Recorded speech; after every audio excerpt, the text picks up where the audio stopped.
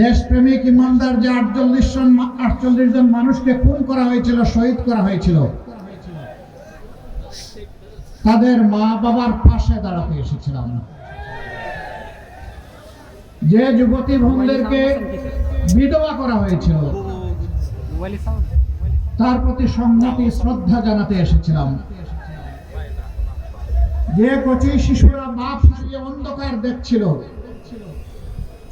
আর চেয়ে চেয়ে পথের পানে থাকতো কখন আমার বাবা আসবে, আমি তাদের চোখের পানি দেখতে এসেছিলাম। যে সমস্ত যুবকদেরকে ধরে নিয়ে তরতাজা যুবকের পা হাত কেটে দেওয়া হয়েছিল, আমি তাদের কষ্টের অংশীদার হতে এসেছিলাম। সেদিন মায়েদের, বোনেদের, শিশুদের মুখে আমি যে কষ্টের ছাপ দেখেছিলাম, জীবনেও তা বলতে পারবো না। তাদের চোখে সেদিন আমি পানি দেখি নাই, আমি হারিয়ে যাওয়া আপনজনদের রক্তের ফিতা সেদিন দেখেছিলাম।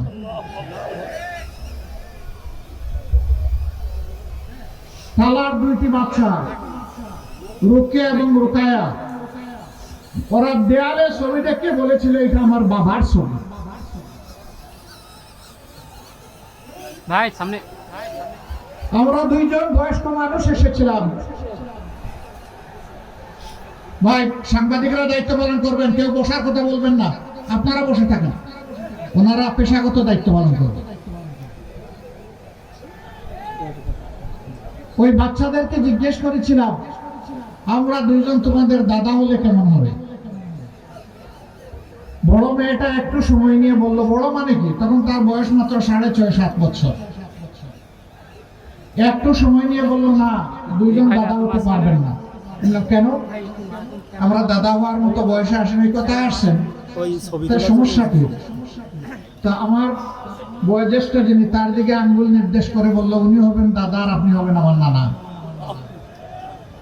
আল্লাহু আকবার। তার উইজডম, তার প্রজ্ঞা আমাকে সেদিন বিমোহিত করেছিল। আমি শুনলাম এই মেয়েটার বিয়ে হয়ে গেছে।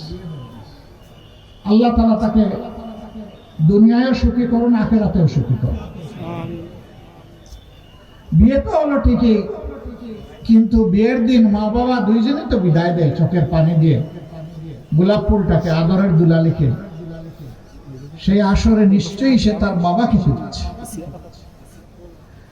কিন্তু বাবাকে তো কেউ ফেরত দিতে পারবে না।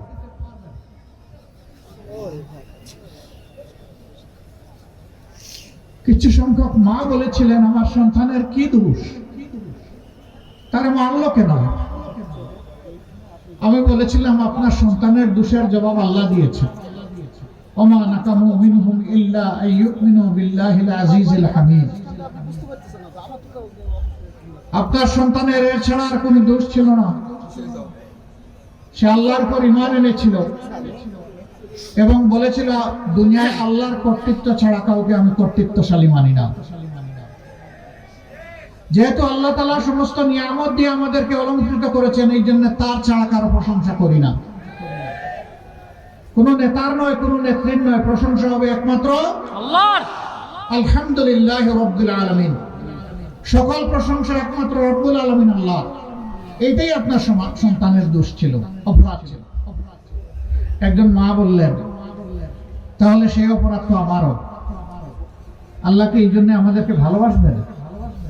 আমি বললাম, নিশ্চয়ই আপনার যে সন্তান আল্লাহকে ভালোবেসে দিনের জন্য তার জীবন দিয়েছে, রক্ত দিয়েছে, আপনাকে এবং আপনার সন্তানকে আল্লাহ ভালোবাসে। আমরা দোয়া করব আল্লাহর ভালোবাসা মানুষ যেন আপনারা হতে পারে। তখন তিনি বললেন যে কলিজার ভিতরে একটু শান্তি অনুভব করছি। সম্মানিত ভাইয়েরা, শুধু কি সাতক্ষীরা? হ্যাঁ, বাংলাদেশের মধ্যে সবচেয়ে বেশি অপরাধ করা হয়েছে সাতক্ষীরা। একটি সিঙ্গেল জেলায় কোথাও এত সংখ্যক মানুষকে খুন করা হয়নি। বিচার আমরা দুনিয়ায় পাবো কিনা জানি না, তবে বিচার ইনশাআল্লাহ আমরা আখিরাতে পাবো। শহীদের এই রক্ত ভেজা 6টি উপজেলায় যখন ঘুরছিলাম, তখন আমি জিজ্ঞেস করলাম যে রাস্তাঘাটের এই অবস্থা কেন? বলে যে সরকার এই দেশের অংশ, এটাকে স্বীকার করে না। আমাদের উপর ঝাল মেটাচ্ছে। কেন? সাতক্ষীরার মানুষ ন্যায়, ইনসাফ এবং ইসলামের পক্ষে অবস্থান নিল। এই জন্য তারা বোধহয় সিদ্ধান্ত নিয়েছে এখানে কোনো উন্নয়ন করবে না। দিন যায়, রাত পোহায়, সপ্তাহ যায়, মাস যায়, বৎসর গড়ায়। মানুষ হয়তো মনে করে আমি বোধহয় আর মরবো না, আমার ক্ষমতা, আমার তখ্ত চিরদিন এইভাবে থাকবে। কিন্তু আল্লাহ স্মরণ করে দিয়ে বলেন, আউযু বিল্লাহি মিনাশ শাইতানির রাজিম, কুলিল্লাহুম্মা মালিকাল মুলকি তুতিল মুলকা মান তাশাউ ওয়া তানজিউল মুলকা মিম্মান তাশাউ ওয়া তুইজ্জু মান তাশাউ ওয়া তুযিল্লু মান তাশাউ বিয়াদিকাল খায়র ইন্নাকা আলা কুল্লি শাইইন কাদির। আল্লাহ স্মরণ করিয়ে দিয়ে বলেন, নবী জানিয়ে দাও, এই সমস্ত সৃষ্টির ক্ষমতা আমার হাতে। আমি এর রাজা বা বাদশা। দুনিয়ার শৃঙ্খলা বিধানের জন্য দুনিয়াকে বিভিন্ন ভাগে ভাগ করা হয়েছে। সেখানে আমি আমার প্রতিনিধিত্ব করার জন্য কিছু মানুষকে সুযোগ দেই। যারা আমাকে স্মরণ করে, আমার প্রতিনিধিত্ব করে, আমি তাদেরকে সম্মানিত করি। আর যারা আমার বিরুদ্ধে অবস্থান নেয়, তাদের কাছ থেকে ক্ষমতা কেড়ে নিয়ে আমি তাদেরকে বেইজ্জত করি। চোখের সামনে কি আমরা দেখি নাই? আমরা দেখেছি। আমরা বড় মজলুম দল। এই একটা জেলা, এখানে বাড়তি আর একটা জুলুম করা হয়েছে।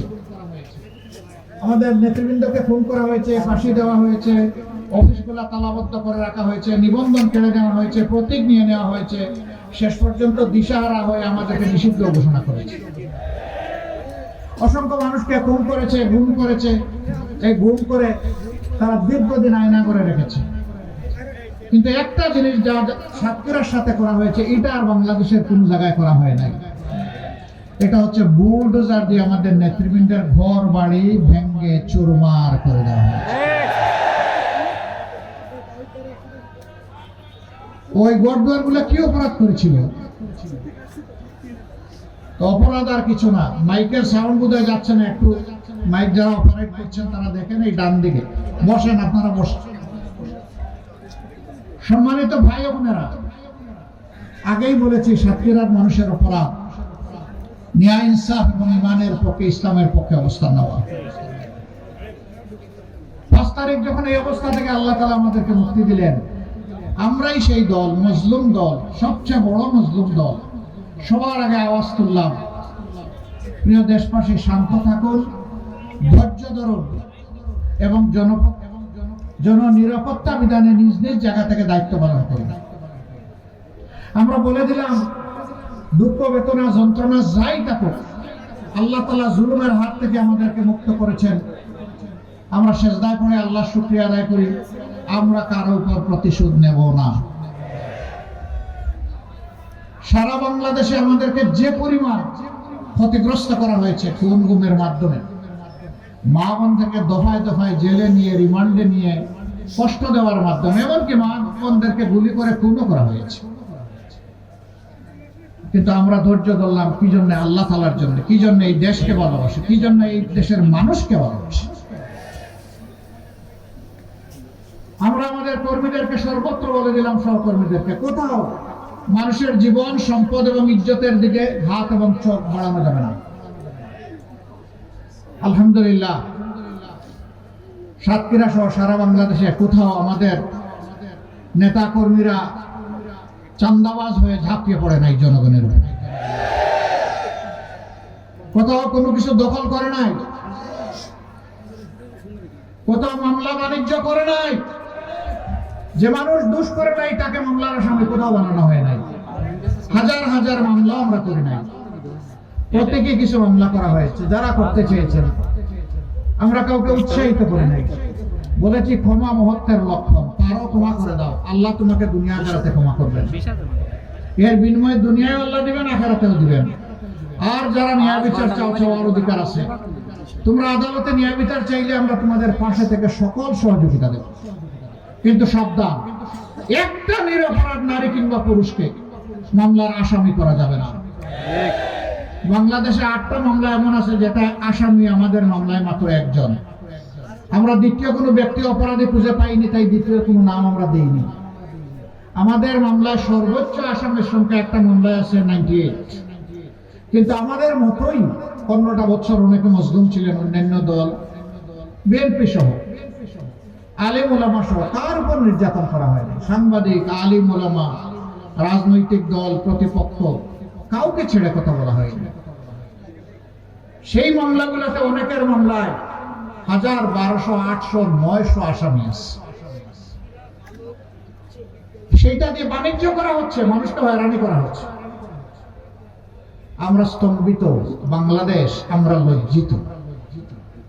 যারা নিজেরা জুলুমের শিকার হয়ে মজলুম ছিলাম, তাদেরই কেউ কেউ আবার জালিম হয়ে গেল। এটা আমরা চাই না। সাতক্ষীরার কিছু সম্মত দাবি এখানে সম্মানিত জেলা আমির পেশ করেছেন। সাতক্ষীরাকে বঞ্চিত রাখা হয়েছে 15.5 বছর। সৎ মায়ের সন্তানের মতো আচরণ করা হয়েছে। আমরা আপনাদের কাছে আহ্বান জানাই, অনুরোধ জানাই, সাতক্ষীরার 4টা আসন ইনশাআল্লাহ আপনারা ন্যায় এবং ইনসাফ কায়েমের জন্য, জনগণের সরকার কায়েম করার জন্য, দিনদার সরকার কায়েম করার জন্য, মদিনার শাসনের আমলে একটা সুশাসন কায়েম করার জন্য আপনারা যদি আমাদেরকে উপহার দেন, তাহলে আপনাদের প্রতি আমরা গভীর কৃতজ্ঞতা প্রকাশ করব এবং এই ঋণ পরিশোধ করার জন্য পুরো সময় জুড়ে আমরা চেষ্টা করব ইনশাআল্লাহ। আপনাদের সাথে আলোচনা করে আপনাদের সমস্যাগুলা সমাধান করা হবে ইনশাআল্লাহ। উপর থেকে কিছুই চাপিয়ে দেওয়া হবে না। তবে এইটুকু আমরা নিশ্চয়তা দিতে পারি, আল্লাহ যদি তার মেহেরবানিতে আপনাদের ভোটের, আপনাদের ভালোবাসায়, সমর্থনে সরকার গঠনের সুযোগ আমাদেরকে দেন, তাহলে কোন শিক্ষিত চোরের হাত আপনাদের কোনো অংশ খেয়ে ফেলতে পারবে না, খেয়ে ফেলতে দেয়া হবে না। এই দুঃখী বাংলাদেশে সম্পদ লুট করে কিছু লোক, কিছু রাজনৈতিক দুর্বৃত্ত এবং কিছু লোক জনগণের সেবক হয়ে এমন এমন কাজ করেছে যে তারা দেশের সম্পদ লুণ্ঠন করে বিদেশে পাচার করেছে। 28 লক্ষ কোটি টাকা বাংলাদেশ ব্যাংকের হিসাবে, যার ডকুমেন্ট আছে, আর যেটার ডকুমেন্ট নাই তার কোনো হিসাব নাই। আমরা দেশবাসীকে কথা দিচ্ছি, আল্লাহ আমাদেরকে সুযোগ দিলে ওদের পেটের ভিতরে হাত ঢুকাইয়া জনগণের সম্পদ বের করে আনবো। যা পারি, যতটুকু পারি, কোনো ক্ষমা নাই এই ব্যাপারে। জনগণের সম্পদ লুণ্ঠনকারীর ব্যাপারে আমাদের কোনো দয়াও নাই, ক্ষমাও নাই। এখানে আমরা কঠোর, আপোষহীন। আর ভবিষ্যতের বার্তা হবে ফ্রম রাইট নাও, যেদিন এই সরকার শপথ নেবে, অতীতে যা করেছে এটা পরে দেখা যাবে, এখন থেকে কেউ আর কালো টাকার দিকে হাত বাড়াতে পারবে না। আমরা সম্মানের সাথে সকল পেশার, সকল শ্রেণীর রাষ্ট্রের সেবক, কর্মকর্তা, কর্মচারীদেরকে বাঁচার পরিবেশ তৈরি করে দেবে। যারা ঝুঁকিপূর্ণ পেশায় দায়িত্ব পালন করেন তাদের স্যালারি হবে সম্পূর্ণ আলাদা। যিনি 9টা 5টা অফিস করেন, যার জীবনের কোনো ঝুঁকি নাই, নিরাপত্তার সাথে গিয়ে দায়িত্ব পালন করে আসেন, আর যে 24 ঘন্টা রাউন্ড থাকলো 2 চোখ তার খোলা রেখে দায়িত্ব পালন করতে হয়, তাদের উপরের বেতন কাঠামো এক হওয়া চরম বেইনসাফি। আমরা অবশ্যই এটা দূর করব। ইনসাফ কায়েমের অর্থ এটা নয় যে সবাইকে সমান দিতে হবে। ইনসাফ কায়েমের মানে হচ্ছে সবাইকে তার ন্যায্য পাওনা দিতে হবে। ইনশাআল্লাহ আমরা সেটাই করবো, আল্লাহ যদি তৌফিক দেন। সম্মানিত ভাইরা, এখন তো মাঘ মাস নাকি না, সাতক্ষীরা চৈত্র মাস, মাঘ মাস, তারপরে আজকে রোদ একটু কঠিন। আমরা দুঃখিত। আল্লাহ তাআলা এই ত্যাগের বিনিময়ে আপনাদেরকে দান করবেন। ইলেকশন হবে ইনশাআল্লাহ আগামী 12 তারিখ। 2টা ভোট আমরা দেব। সারা বাংলাদেশে জনগণের স্রোত তৈরি হয়েছে ন্যায় এবং ইনসাফের পক্ষে, পরিবর্তনের পক্ষে, বস্তা পোষা রাজনীতির বিপক্ষে, দুর্নীতির বিপক্ষে, ফ্যাসিবাদের বিপক্ষে, জুলুমতন্ত্রের বিপক্ষে। মা বোনদেরকে বেইজ্জত করার বিপক্ষে, ইজ্জত দেওয়ার পক্ষে। কিছু মানুষ এই অবস্থা দেখে তারা মাথা গরম হয়ে গেছে। আরে ভাই, মাঘ মাসে এত গরম হলে চৈত্র মাসে কি করবো? তুমি ঠান্ডা থাকো। বাংলাদেশের যুবকেরা জানিয়ে দিয়েছে রায় দিয়ে, আমরা ইনসাফের সাথে আছি, আমরা পরিবর্তনের বাংলাদেশের সাথে আছি, সংস্কার যারা জানে প্রাণে চাইবে আমরা তাদের সাথে আছি। অলরেডি 5টা সর্ববৃহৎ পাবলিক বিশ্ববিদ্যালয়ের ছাত্রছাত্রী এটা জানিয়ে দিয়েছে। মাথা গরম হওয়ার কিছু কারণ আছে। যখন বিশ্ববিদ্যালয়ের একজন মেয়েকে জিজ্ঞেস করা হয় যে আপনি কেন ছাত্র শিবিরকে ভোট দিলেন, বলে যে উই ফিল প্রাউড, কারণ ছাত্র শিবির আমাদের নিরাপত্তা নিশ্চিত করেছে, করবে। আমাদেরকে মানুষ জিজ্ঞেস করে আপনাদের বাংলাদেশটা কেমন হয়েছে, আমরা বলি 4 মাসের ডাকসু যেমন হয়েছে আগামীর বাংলাদেশও তেমন হবে ইনশাআল্লাহ। রিসেন্টলি একজন মা, একজন বোন, পোশাকে তিনি আধুনিকা, তাকে সাংবাদিক বন্ধু জিজ্ঞেস করেছেন আপনি কাকে চান আগামীর বাংলাদেশে? তিনি বলছেন জামাত। বলছে আশ্চর্য, আপনার এই পোশাক নিয়ে আপনি জামাত চান? তো জামাত যদি রাষ্ট্রের দায়িত্বে আসে, ওরা বলছে ক্ষমতায় আসে, তাইলে আপনাকে তো এই পোশাক পরতে দিবে না। বলে পরবো না। বলে যে অন্য পোশাক পরতে হবে, পরবো। আপনি কেন জামাতকে চান? বলে যে জামাত আসলেই দেশটা ঠিক হবে। জিজ্ঞেস করেন সাংবাদিক বন্ধুটি যে জামাতের কোন জিনিসটি আপনার ভালো লাগে? কয় যে পুরা জামাতকেই আমার ভালো লাগে। This is reality of Bangladesh. তিলে তিলে জ্বলে জ্বলে দেশপ্রেমের কঠিন পরীক্ষা দিয়ে অন্যায় এবং আধিপত্যবাদের কাছে মাথা নত না করে নিজ দলের নেতারা, দায়িত্বশীলরা যেখানে হাসি মুখে ফাঁসির কাস্টে গিয়ে দাঁড়িয়েছেন, সেই দলকে আপনি ভাই ভয় দেখাবেন না। কিন্তু কিছু লোক, তারাও মায়ের পেট থেকে জন্ম নিয়েছেন, আমরা সকলেই মায়ের পেট থেকে দুনিয়া এসেছি, তারা আমাদের মায়েদের ইজ্জতের উপর হাত দিয়েছেন। আমরা তাদেরকে অনুরোধ করি, তোমরা তোমাদের মাদেরকে সম্মান করতে শেখো। যারা নিজের মাকে সম্মান করতে পারে তারা গোটা জাতি, মায়ের জাতিকেও সম্মান করতে পারে। আর যারা নিজের পরিবারে নিজের মাকে সম্মান করতে জানে না, তারা অন্য মাকেও সম্মান করতে পারবে না। আমরা তাদেরকে অনুরোধ করি, ফিরে আসো, এই অপকর্ম করবা না। মনে রাখবা, আমাদের জীবনের চেয়ে আমাদের মাদের ইজ্জতের মূল্য আমাদের কাছে বেশি। সুতরাং কোথাও আমাদের মাদের সাথে অশালীন আচরণ করলে আমরা কাউকে ছেড়ে দিয়ে কথা বলবো না। বিশেষ করে যুবকদের প্রতি আমার অনুরোধ, কোন মায়ের ইজ্জতের এইরকম কোন খবর পেলে জান প্রাণ দিয়ে সেখানে গিয়ে ছুটে হাজির হবা এবং বলে দিবা ইনি আমার মা। আমরা আমার মায়ের মতো সমস্ত নারীদেরকে সম্মান করি। তোমরা কেন হাত বাড়িয়েছ, জবাব দিতে হবে। কোথাও ছেড়ে কথা বলবো না। মাদেরকে আমরা স্পষ্ট বলি, ইনশাআল্লাহ ইনসাফের বাংলাদেশ যেদিন কায়েম হবে, ঘরে, চলাচলে এবং কর্মস্থলে সর্বাগ্রে আপনাদের শতভাগ নিরাপত্তা নিশ্চিত করা হবে ইনশাআল্লাহ। এবং ইজ্জতের সাথে দেশ করার কাজে আপনারা অংশগ্রহণ করবেন। কোন অপপ্রচারকে পাত্তাই দেবেন না। মিথ্যাবাদীরা অনেক কিছু বলতে পারে, আমরা বিশ্বাস করি দেশবাসী ওই মিথ্যা অপপ্রচারকে বিশ্বাস করেন। একদিকে কেউ কেউ মেয়েদের হাতে ফ্যামিলি কার্ড দিবেন, আরেক দিকে আমার মায়ের গায়ে হাত দিবেন। এ কেমন ফ্যামিলি কার্ড? আপনি যদি সত্যি মাকে সম্মান করেন তাহলে সর্বত্র সম্মান দেখাতে হবে, সব মাকে সম্মান দেখাতে হবে। আজকে যে বাচ্চাটার বয়স, শিশু বাচ্চা, মেয়ে বাচ্চার বয়স 1 বছর, সেও আমার মা। কারণ সে যখন বড় হবে তখন সেও কোনো না কোনো সন্তানের মা হবে ইনশাআল্লাহ। প্রত্যেকটি নারীকে এইভাবেই মা হিসেবে গণ্য করতে হবে। প্রিয় দেশবাসী, যুবকদের হাতে আমরা বেকারের ভাতা উঠাই দেব না। আমরা মনে করি যুবকদেরকে বেকার ভাতা দেওয়া মানে তাদেরকে অপমানিত করা। যুবকরা কারো বেকার ভাতা চায় না। যুবকরা সম্মানের সাথে লড়াই করে দেশ গড়তে চায়।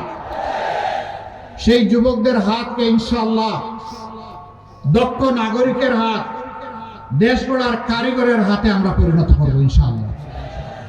উপযুক্ত শিক্ষা এবং প্রশিক্ষণ দেওয়ার মাধ্যমে, এবং এর দায়িত্ব পালন করবে রাষ্ট্র। এরপরে এই যুবকদের হাতে আমরা মর্যাদার কাজ তুলে দেব।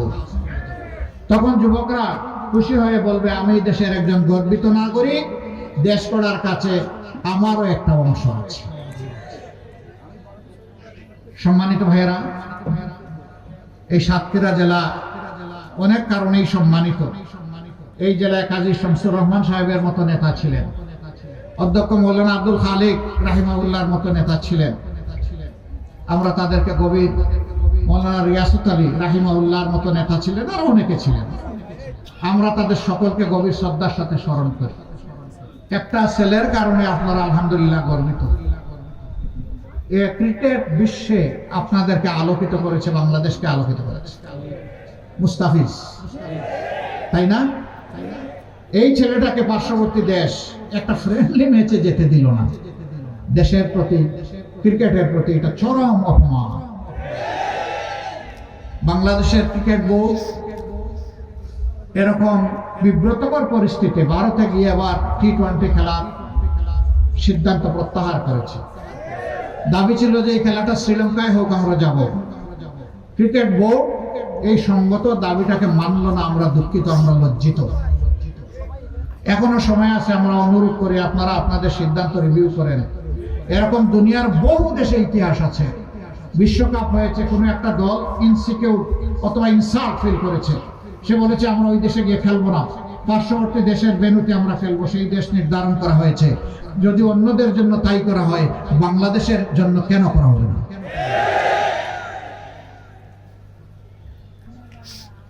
দেশপ্রেমের নজির এবং সাক্ষ্য আমাদেরকে সর্বত্রই রাখতে হবে ইনশাআল্লাহ।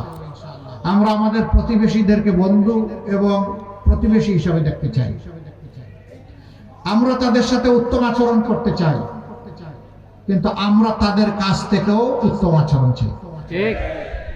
আমাদের কথা সাফ। আমরা ন্যায়সঙ্গত পন্থায় কারো কোনো ক্ষতি না করেই তাদের সাথে উত্তম সম্পর্ক আমরা রাখতে চাই। আমরা উত্তম বন্ধু হিসাবে রাখতে চাই, কিন্তু আল্লাহর কসম আমরা কাউকে প্রভু হিসাবে আসতে দেব না। প্রভু আমাদের একজন, আল্লাহ রাব্বুল আলামিন। এর বাইরে আমাদের কোনো প্রভু নাই। এই ব্যাপারে আমরা আকস্মিক। আমরা আশা করি আমাদের এই বিষয়টা মর্যাদার চোখে সবাই দেখবেন ইনশাআল্লাহ। সম্মানিত ভাইরা, দ্রব্যমূল্য ঊর্ধ্বগতি আছে, আমরা স্বীকার করি। সরকার হয়তো চেষ্টা করেছেন, কিন্তু পুরোপুরি নিয়ন্ত্রণ করতে পারেন নাই। দুইটা দুষ্ট চক্রের কারণে দ্রব্যমূল্যের এই অবস্থা। একটা হচ্ছে চাঁদাবাজ, আর একটা হচ্ছে সিন্ডিকেট। আমরা আপনাদেরকে কথা দিচ্ছি, আল্লাহ আমাদেরকে সুযোগ দিলে প্রথমে চাঁদাবাজের হাত শক্ত করে ধরে ফেলবো, তারপরে সিন্ডিকেট ভেঙে চুরমার করে দেবো। কোথাও কোনো সিন্ডিকেটের অস্তিত্ব রাখা হবে না। শাসন হবে জনগণের শাসন। এই জন্য চিৎকার দিয়েই বলছি, আমরা জামাত ইসলামের বিজয় চাই না, আমরা 18 কোটি মানুষের বিজয় চাই। 18 কোটি মানুষ মুক্ত হলে আমরাও মুক্ত। 18 কোটি মানুষ যদি দালাল একেবারেই বিপজ্জনক পজিশনে পড়ে যায়, আমরাও বিপজ্জনক পজিশনে পড়ে যাব। ভোট কয়টা? একটা, হা অথবা না, তাই না? হা অর্থ হচ্ছে আজাদি, না অর্থ হচ্ছে গোলামি। এবার বলুন, গোলামি না আজাদি? গোলামি না আজাদি? সম্মানিত ভাইয়েরা, সেই আজাদি নিশ্চিত করার পক্ষে 12 তারিখ প্রথম সিলটি পড়বে হা ভোট ইনশাআল্লাহ। হা ভোট জয়ী হলে বাংলাদেশ বিজয়ী হবে, হা ভোট হেরে গেলে বাংলাদেশ হেরে যাবে ইনশাআল্লাহ। আল্লাহ আমাদেরকে সাহায্য করবেন, হা ভোট বিপুল ব্যবধানে বিজয়ী হবে ইনশাআল্লাহ। আমরা আমাদের সমস্ত পরিবারের সদস্য, প্রতিবেশী, আপনজন, প্রিয়জন, কর্মস্থলের সঙ্গী, সাধারণ মানুষ পাড়াপড়শি সবাইকে ইনশাআল্লাহ আমরা হা ভোটের পক্ষে ভোট দেওয়ার জন্য আহ্বান জানাবো। কারণ হা ভোট সবাইকে আজাদি এনে দিবে, গোলামি থেকে মুক্ত করবে। 2 নম্বর ভোটটি আমরা চাই দাঁড়িপাল্লায়। কেন? এটি ইনসাফের প্রতীক। অবশ্য দাঁড়িপাল্লার সাথে আরো 10টা প্রতীক আছে, সবাই নিবন্ধিত। যাকে যেখানে দেওয়া হয়েছে প্রতীক হাতে তুলে আমরা সবাই জান প্রাণ দিয়ে তাদের পক্ষে কাজ করবো ইনশাআল্লাহ। 11টি দল আমরা ঐক্যবদ্ধ বাংলাদেশ চাই বলেই 11 দল ঐক্যবদ্ধ হয়েছে। আমরা কোনো বিভক্ত বাংলাদেশ চাই না, অতীতের কাসুন্দি শুনতে চাই না। যে কাসুন্দি গেয়ে গেয়ে বাংলাদেশকে ধ্বংস করা হয়েছে ওই আওয়াজ আর আমাদের কান সহ্য করে না। এখন আমাদের যুবকরা, আমাদের মায়েরা, আমাদের শিশুরা ভবিষ্যতের স্বপ্ন দেখে এই দেশকে কেমনে মাথা উঁচু করে বুক ফুলিয়ে বিশ্বের দরবারে দাঁড়াবে সেই স্বপ্ন দেখে। আমরা এই যারা স্বপ্নচারী তাদেরকে কথা দিচ্ছি, আপনাদের স্বপ্ন বাস্তবায়ন হবে আমাদের পবিত্র দায়িত্ব। আমরা বাংলাদেশে ইনসাফের ভিত্তিতে দিনের নির্দেশনার আলোকে এই দেশকে গড়ে তুলতে চাই পর্যায়ক্রমে ইনশাআল্লাহ। এখানে মুসলমানদের মধ্যেও আমাদের অনেক মতামত আছে, কিছু কিছু ব্যাপারে সবার মিলেরা ইনশাআল্লাহ আল্লাহ তাআলা সেই সুযোগ দিলে সবাইকে নিয়ে বসে কমন বোর্ড গঠন করে কিভাবে দেশ চলবে, এই দেশের জনগণকে কিভাবে সেবা দেওয়া হবে সেই সিদ্ধান্ত ইনশাআল্লাহ নেওয়া হবে। সবাইকে বুকে টেনে নিয়েই আমরা ইনশাআল্লাহ করব। আমি 12 তারিখ ইনসাফের পক্ষে, ন্যায়ের পক্ষে, আধিপত্যবাদের বিরুদ্ধে, ফেসিবাদের বিরুদ্ধে শক্তভাবে মজবুতভাবে দাঁড়ানোর জন্য, জেগে ওঠার জন্য সাতক্ষীরাবাসীকে আহ্বান জানাচ্ছি। শেষ পর্যায়ে এসে যে 4টা আসনে দেশবাসীর প্রতিনিধিত্ব করবেন, আগামীর প্রসপারাস বাংলাদেশের প্রতিনিধিত্ব করবেন, সেই 4 জন ভাইয়ের হাতে আমরা একে একে ইনশাআল্লাহ ইনসাফের প্রতীক দাঁড়িপাল্লা তুলে দেব। প্রথমেই